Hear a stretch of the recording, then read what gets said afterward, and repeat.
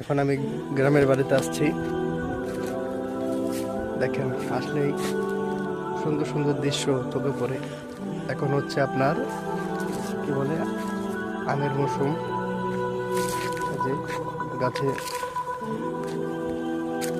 দেখছেন কি সুন্দর মূল,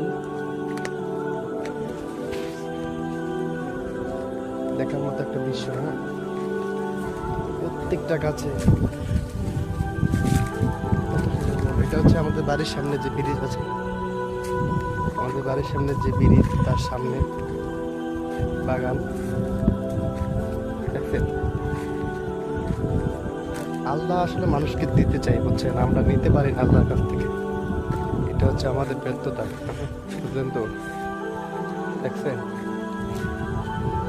এগুলো কি মানুষের কখনো করতে পারবে? মানুষের দ্বারা সম্ভব? কত সুন্দর। হ্যাঁ, আমের ফুলগুলো, এগুলোকে আবার অনেকে ফুল বলে, আমরা এখানে মূল বলি। যাই হোক, যে যেই ভাষায় বলুক, সমস্যা নাই। দেখছেন,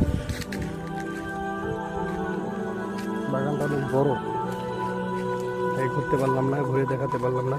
আপনারা দেখে নেন, ওই যে একবারে অনেক দূর পর্যন্ত ওদিকে আছে, এদিকে আছে, এদিকেও, মানে অনেক বড়, ঘোরা সম্ভব না।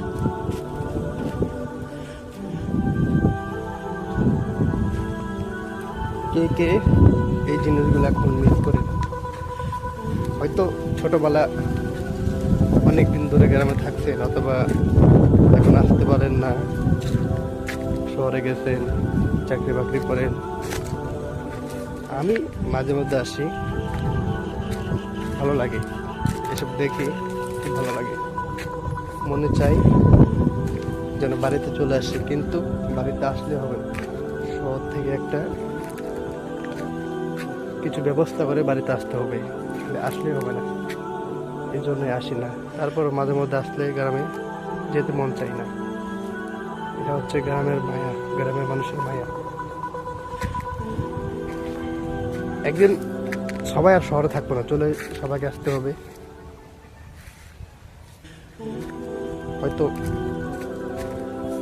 গ্রামে তো আর মানুষ, গ্রাম থেকে তো আর মানে কি বলে শখের ঠেলায় তো আর গ্রাম থেকে মানুষ শহরে যায় না, যে কোনো সমস্যার কারণে যায়। তো 2-4-10 বছর থেকে, 12 বছর 15 বছর থেকে যারা আবার চলে আসে, আমি মনে করি গ্রামে থাকলে এইসব জিনিস আসলে দেখলেই বোঝা যায় যে আল্লাহ